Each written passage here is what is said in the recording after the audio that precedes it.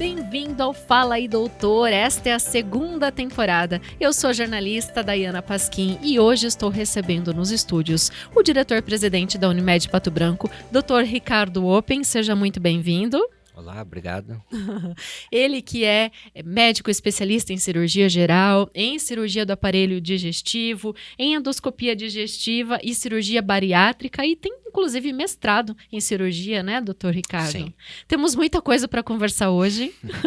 Espero que sim, vamos lá. Nessa segunda temporada, inclusive você tem todo esse conhecimento do médico na área administrativa também. E eu acho que é algo bem interessante da gente falar, porque quando a pessoa vai estudar medicina, a gente percebe que o profissional vai lá, se forma, faz sua especialidade, abre o seu consultório e de repente ele tem que gerenciar um negócio também.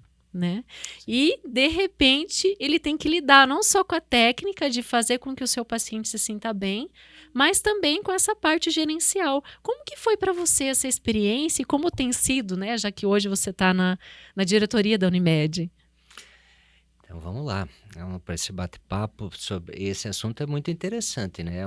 É uma questão que eu acho que o acadêmico, principalmente de medicina, que não se preocupou com isso, deve começar a se preocupar.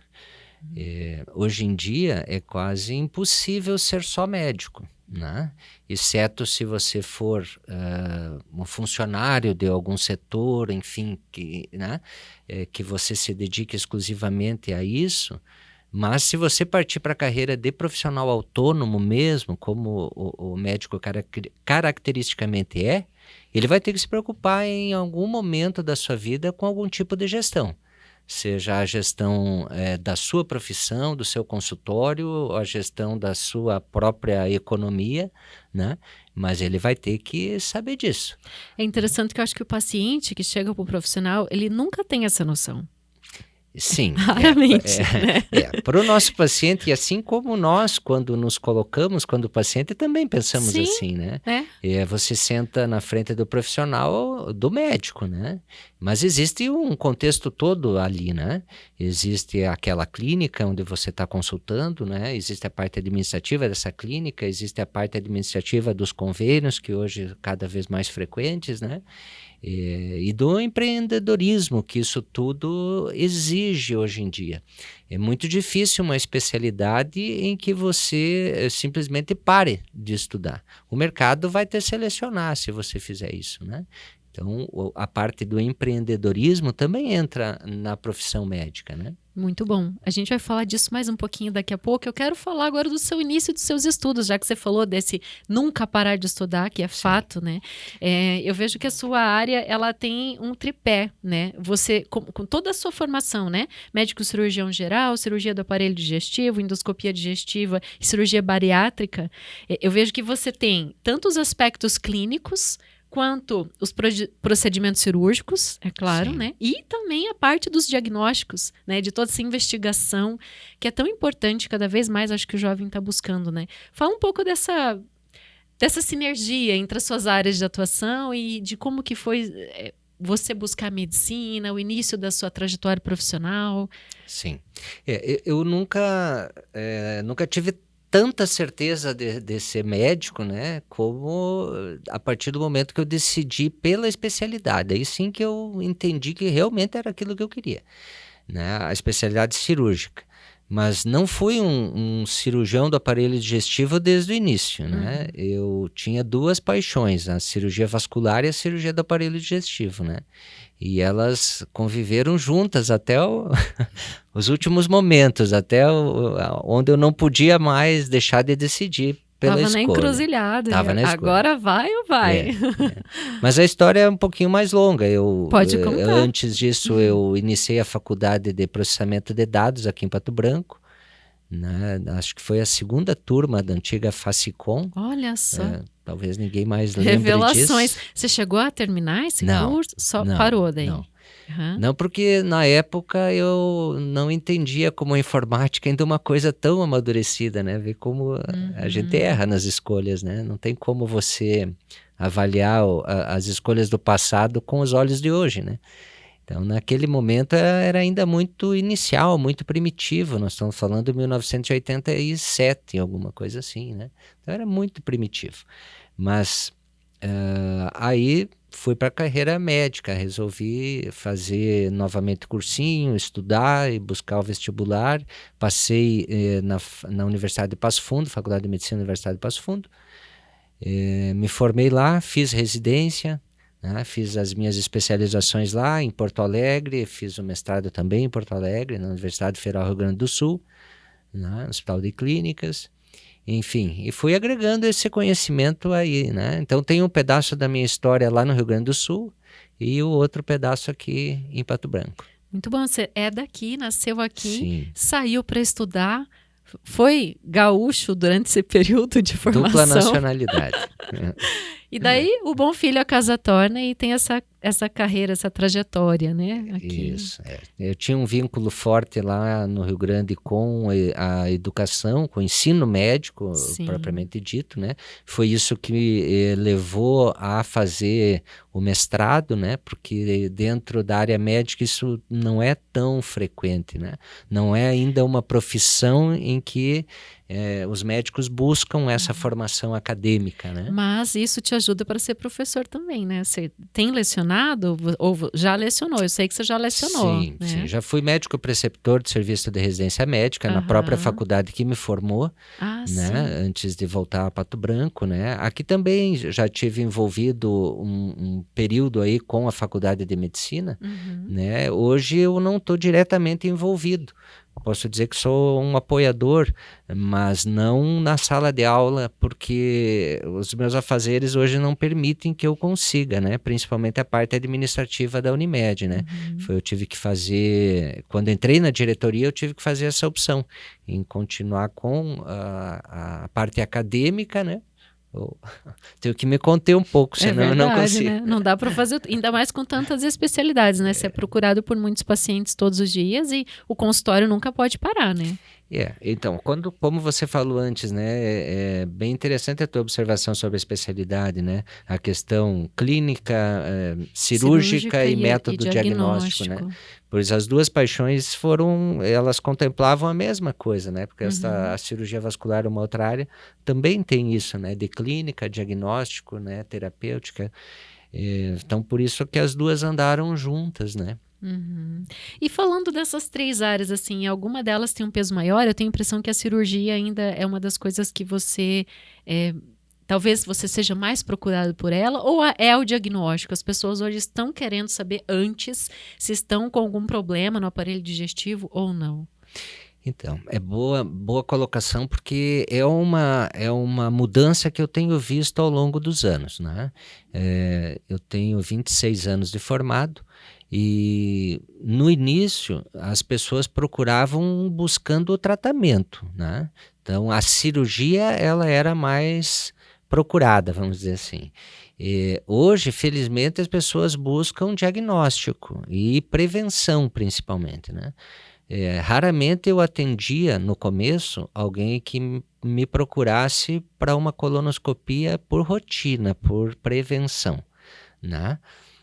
Hoje não, hoje é muito frequente as pessoas procurarem dizendo, olha, eu vi num programa de televisão, eu li alguma coisa que a colonoscopia previne câncer de intestino, então eu acho que eu estou na idade que eu preciso iniciar o exame e eu quero fazer. E existe essa idade, doutor? Existe essa idade e inclusive ela vem mudando com o tempo, né? Até 3 anos atrás a idade era 50 anos e há 3 anos o protocolo da Sociedade Americana, que é o que aqui no Brasil nós seguimos, baixou essa idade para 45 anos. Né? Por quê? Vivemos mais, estamos mais expostos a fatores de risco de câncer, né? A comida industrializada, o estresse, ao sedentarismo, a obesidade, enfim, a esses fatores. Então, essa idade vem diminuindo. Com o tempo, ela vai diminuir até para 40, né? Mas oficialmente hoje, pelo protocolo, é 45. Interessante. E existe, além desse perfil que você falou, sedentarismo, obesidade e tal, tem um perfil mais específico, assim, não, essa pessoa, ela precisa de exames preventivos do trato digestivo. Por exemplo, sei lá, tem o intestino irritado, tem muita constipação, depressão? Tipo, essas pessoas são candidatas a talvez uma investigação maior ou não? As pessoas, os pacientes que têm fatores de risco, sim, mas nesse caso especificamente que você pergunta, o fator de risco principal é ter história na família, né? Então, aquelas pessoas que já têm um caso de familiar de primeiro grau com algum tipo de câncer do aparelho digestivo, daí sim, elas são consideradas como um fator de risco a mais, né? Então elas têm que começar antes. Já preocupei, minha avó teve o estado de câncer no aparelho digestivo. Mas tudo bem. Tem que se preocupar falando antes. dos jovens, né? Então, antes dos 40, você tem recebido, assim, jovens procurando a colonoscopia? Sim. Tenho pacientes assim. E já aconteceu algum caso de você descobrir algo nessa faixa etária anterior ao preconizado pela associação? Foi importante a pessoa buscar o exame? Então, em medicina, tudo que a gente fala é uma média. Né? É uma média, mas a média tem valores para mais e para menos sempre que compõe essa média, né? Então, você sempre vai ter idades antes disso e depois disso, né? E o jovem cai nesse fato, né? Então, apesar de não ser o mais comum, mas existe, né? Existe câncer de intestino em pessoas jovens, com 20 e poucos anos, 30 anos, né? Assim como câncer de estômago. Eu, quando estava fazendo especialização em cirurgia do aparelho digestivo, lá no serviço em Passo Fundo, o meu professor teve um caso de uma menina com 15 anos com tumor de estômago. Aí a gente está falando de hereditariedade de fato, hereditariedade. Genética. E isso não é a regra, a gente não pode pôr isso para a população em geral, dizendo, olha, todas as pessoas de 15 anos têm que fazer um exame, né? Não, de forma alguma, né? São exceções. Né? Até porque esse é um exame em que o paciente é sedado, né? Ele demora, eu fiz umas pesquisas, me corrija se eu estiver errada, né? Para identificar então esse câncer coloretal, enfim, né? A colonoscopia, que, enfim, acho que uma das piores notícias que a pessoa pode ter é, de fato, você tem indícios de um câncer coloretal para a gente investigar, né? Mas o paciente é sedado nesse exame, né, doutor? E ele precisa de um acompanhante. Sim. E não é um exame tão rápido, né? Ele pode levar até cerca de 1 hora, não é isso? Casos mais difíceis até cerca de 1 hora, né? Mas em média em torno de 20 minutos. 20 minutos, 25 minutos uma colonoscopia. Mas a sedação, ela é regra para a colonoscopia. É regra. Sim, é uma sedação feita com a presença do médico anestesista, não é nem o médico que faz o exame que aplica essa sedação no paciente, né? Não, minha dedicação naquele momento é exclusivamente ao exame. Né? E para a pessoa chegar até fazer esse exame, ela precisa que, por exemplo, um clínico geral encaminhe para o especialista, no caso o doutor, que é especialista, né, não só nas cirurgias, como em endoscopia, né, enfim, todos esses exames, cirurgia bariátrica e tudo mais. É preciso um encaminhamento ou ele pode ir direto para você? Sim. E daí você indicar para o anestesiologista e fazer esse movimento. Então, a pessoa que está aí vendo o podcast fica interessada em talvez fazer o exame. As duas coisas, né?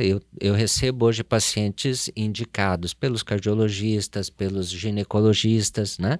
É muito comum, a mulher vai lá fazer o check-up, o ginecologista que está mais atualizado diz, olha, você tem 50 anos, é a idade que deve começar o rastreamento, né? E indica que vai fazer pela primeira vez, né?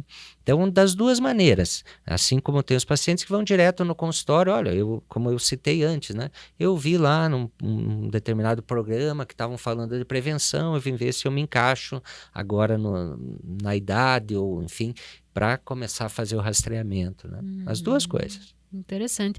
Só para a gente fechar esse assunto, né, voltado ao câncer propriamente dito, né, o câncer coloretal, né, quais são as incidências, as pessoas em risco, né, as mais propensas a ter um perfil para desenvolver essa doença, enfim, de modo geral, quais orientações que o doutor pode dar nesse sentido? Então, lembrando que esse ainda, infelizmente, é um câncer muito prevalente no Brasil, né, é mama, próstata, alguns estados daí entra alguns antes, útero, mas aí já vem o câncer coloretal. Terceiro, quarto ali. Depende se é homem ou mulher, muda um pouquinho, né? Mas de uma maneira geral, ainda infelizmente mama, apesar de todas as campanhas de prevenção, ainda é um câncer que mata muitas mulheres, né? A próstata também, porque o homem não vai fazer o seu exame, tem toda aquela questão do preconceito envolvido. Na sua área tem preconceito envolvido? Tem Nós já vamos falar disso, só fecha então a parte do câncer. Muito preconceito ainda. Então, ainda é um câncer muito prevalente, né? É uma das principais causas de morte por câncer, né? Os fatores de risco, como eu disse, o principal é a hereditariedade. Você ter um familiar que já tenha tido um câncer coloretal, né? Outros fatores, os fatores de risco gerais para câncer, né? O sedentarismo, a obesidade, o tabagismo, né? A dieta inadequada, rica em industrializados, carboidratos, né? Esses são os fatores gerais para qualquer tipo de câncer.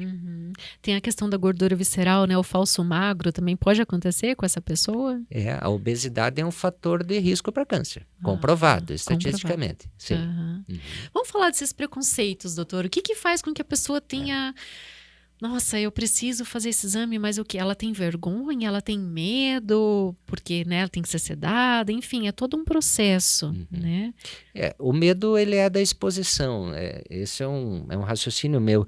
Eu acho que a mulher, como tem mais a cultura de ir ao ginecologista, né, e desde cedo vai, ela, vamos dizer, entre aspas, se acostuma a fazer uma rotina de check-up, né? O homem não tem isso, né? O homem ainda é criado muito com aquela ideia de que é mais forte, né? Então ele, não sei se os sintomas dificultam que ele procure o médico porque ele se sente fraco ou menor por isso, né? Mas ele vai menos ao médico, né? Quando ele vai, ou a mulher leva, a esposa leva, ou ele tem algum sintoma que está incomodando muito, né? Não é ainda a regra o homem buscar prevenção por conta própria, né? Existe quem faz isso, sim, mas não é a regra, né? E o preconceito é o do exame, né? Do exame. Eu citei isso, a questão do preconceito quando falei da próstata, né?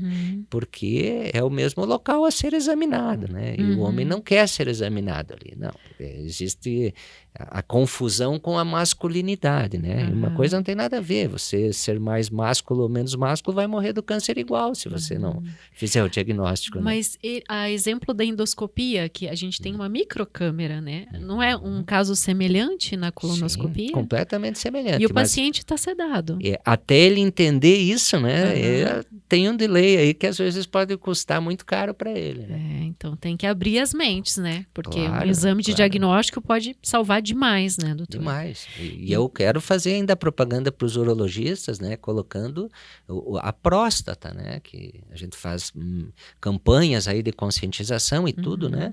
Mas ainda é o segundo câncer mais prevalente na população brasileira. Né? Com certeza. Falando da endoscopia um pouquinho, só para a gente não tocar nesse assunto, né? E eu quero falar também da cirurgia. O exame de endoscopia, as pessoas estão buscando cada vez mais também, né? Para entender, porque as pessoas falam, eu tenho mal-estar gástrico, né? Alguma coisa assim, ou como não me faz bem, ou eu tenho a gastrite, ou até eu tenho refluxo. Todos esses casos são pacientes que, em grande parte das vezes, buscam esse exame. Sim. Dentro dessa mudança de foco que existe hoje em dia, né? Nós não nos preocupamos mais, inicialmente, no medicamento que vai te aliviar, mas em fazer o diagnóstico, né? Hoje a medicina é focada nisso, né? Eu tenho que ter o diagnóstico. O diagnóstico que vai fazer com que eu tenha um planejamento do tratamento, do tempo, até mesmo da conscientização, para te dizer, olha, você tem uma alteração que é funcional, né? Que é benigna, que não vai te trazer complicação nenhuma ao longo da tua vida, mas você tem que ter esse conhecimento, essa segurança, né, para ficar tranquila a esse respeito. Né? O autocuidado, né? Agora, falando de cirurgia, eu sei que você comentou sobre a implementação da cirurgia robótica. O que vem a ser isso, doutor? O que muda em relação ao processo tradicional que as pessoas conhecem? Isso já é feito aqui? Você já, enfim, explica pra gente. Então, eu acho que aconteceram duas revoluções aí recentes na história da cirurgia. Uma delas foi a cirurgia laparoscópica, que é a cirurgia minimamente invasiva por pequenas incisões, né? Popularmente se diz laser, mas não tem nada a ver com isso, é minimamente invasiva, né? E agora essa cirurgia minimamente invasiva está indo para o lado da robótica, ou seja, o cirurgião não opera diretamente, mas ele opera através de um robô robô que faz o manuseio dos equipamentos. Isso é para evitar infecção, por exemplo? Não, isso não muda a infecção, isso muda tecnicamente em acesso, em visão e principalmente você fica mais hábil para o robô lidar com as estruturas. Ele consegue medir coisas que nós não conseguimos, como fluxo sanguíneo, densidade de tecidos, né? Ser mais preciso, né? Ou seja, causar menos dano. Assusta um pouco, né? O paciente vai dizer, nossa, um robô vai me operar. É claro que o profissional está ali, é o profissional que faz tudo. O robô é só um instrumento, como qualquer outro instrumento cirúrgico. Isso. E o robô, na verdade, ele funciona como um sentido a mais, né, do cirurgião. Ele enxerga coisas que nós não enxergamos, né? Fluxo sanguíneo em vasos é um exemplo disso, né? Profundidade dos tecidos, ele consegue medir, consegue pôr ultrassom lá dentro da cirurgia, enfim. São tecnologias que elas vêm sendo agregadas, né? São tecnologias ainda restritas a alguns centros, porque são muito caras. Aqui a gente tem...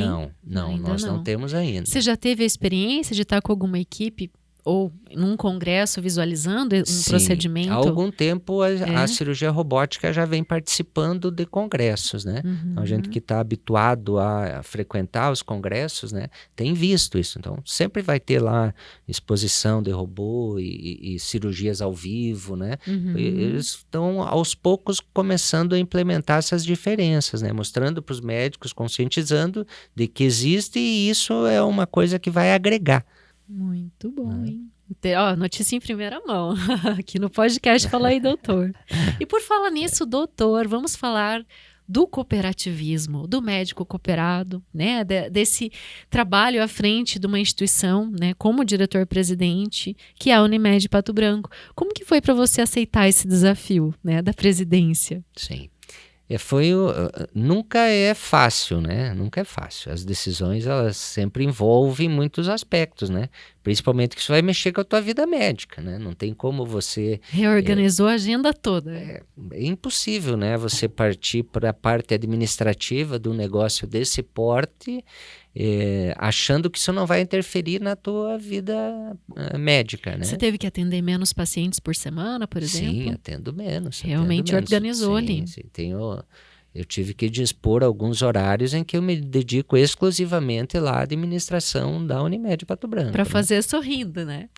Senão as pessoas não se organizam, se sobrecarregam e, né, claro, e aí incorrem em problemas, né? E também é impossível você optar em partir para essa área, né, fazendo mais ou menos, né? Ou você faz ou não. E não também tem o como, paciente, ele precisa de atenção. Quando ele está na tua frente, você é o médico dele, né? Sim. Então, eu acho que é bem importante deixar claro, né? Essa divisão de necessidades e de funções do profissional, né? Perfeito, sim. É um exercício que todo dia eu faço, né? Eu tenho que me policiar, né? Para as duas coisas, separar as coisas, né? Mas não é simples. Mas foi relativamente tranquilo, até porque eu já participava com o Dr. Mochizuki, né? Que foi o primeiro podcast, né? Da primeira temporada, como você disse. E hoje estamos aqui repetindo a fórmula de sucesso. Então, eu já participava com ele na diretoria, né? Como diretor administrativo financeiro. E foi amadurecendo com o tempo a ideia, né, para assumir o cargo da presidência, né, e foi acontecendo.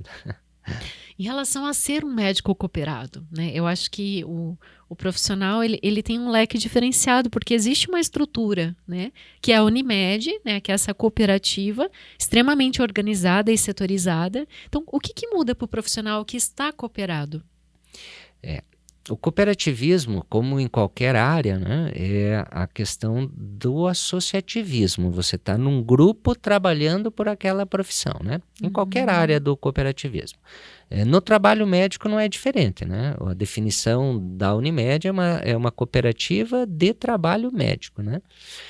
Mistura um pouquinho porque você vende um produto que é o plano de saúde, né? Então, a cooperativa agrícola não vende um produto para as pessoas, né? Ela vende o grão e tal. Nós vendemos um trabalho, né? Então, nós vendemos um serviço, não um produto como um grão. né? E o que isso vem de benefício? O fortalecimento da classe, né? Você consegue trabalhar as necessidades para essa classe, não individualmente, né? Hoje, benefícios, por exemplo, de um médico cooperado aqui, Unimed Pato Branco, né? O médico tem o plano de saúde, que é um plano para ser atendido em qualquer lugar do país, que é pago pela cooperativa, né? Seguro para renda temporária, como tivemos recentemente a pandemia, né? Infelizmente alguns médicos precisaram usar isso, né? De ficar alguns dias afastado por Covid, né? Você não perde totalmente tua renda, porque você tem um seguro de renda temporária que também a cooperativa te beneficia, né? Enfim, você consegue trabalhar as demandas de uma classe como classe, né? E não como individualidade. Eu imaginei aqui uma coisa na minha cabeça. Jogar uma ideia aqui para ti, doutor. Diminui um pouco o risco dessa profissão de alto risco. Né? Tipo, dar uma zona de segurança, de estabilidade para o profissional médico. Claro. Né? Estar cooperado. Claro, quando você consegue falar em nome de uma classe com uma entidade representada, isso fica mais forte, né? Em qualquer lugar, quando se fala da OAB é a mesma coisa, né? Quando os advogados vão se representar ali, não. Eu estou falando em nome aqui da Ordem dos Advogados, já dá outro, né? Não, eu estou falando aqui em nome de uma cooperativa, né? É diferente. E falando propriamente de Unimed, né? A gente tem a expectativa... lançamos há pouco a nossa clínica de oncologia, que felizmente em 6 meses de funcionamento já superou todo o nosso planejamento. Felizmente falando como empresa, infelizmente porque as pessoas que estão lá estão com câncer, né? Só que se essas pessoas não tivessem o centro oncológico, né, unidade oncológica, elas estariam talvez com dificuldade de atendimento, que estariam doentes da mesma forma. E indo para fora, né? Exatamente. Esse é o nosso foco. Muitos patobranquenses buscavam atendimento para câncer fora de Pato Branco. Sim. Né? Hoje eles buscam aqui, lá no nosso serviço de oncologia, né? Então, em breve, nós iniciaremos as atividades do nosso laboratório de análises clínicas, né? O laboratório próprio da marca Unimed Pato Branco. Significa que o usuário vai ter a guia médica para fazer exames e vai poder ir num laboratório da Unimed. Da Unimed. Ele vai poder, inclusive, liberar esses exames no próprio laboratório, sem a necessidade de ir à Unimed. Outras Unimeds do país já têm laboratórios assim? Sim, várias Unimeds Mas a têm. de Pato Branco é vanguarda, né? Tendo isso também. Sim, Ponta Grossa tem, Curitiba tem, mas aqui na nossa região é o primeiro da Unimed. Puxa, parabéns. Muito legal. Então, gostei de saber como usuária. Além de outros benefícios que na sequência a gente vai poder anunciar, né? Sim, sim. Para o usuário. E é um local que vai atender especificamente ao usuário Unimed Pato Branco. Incrível.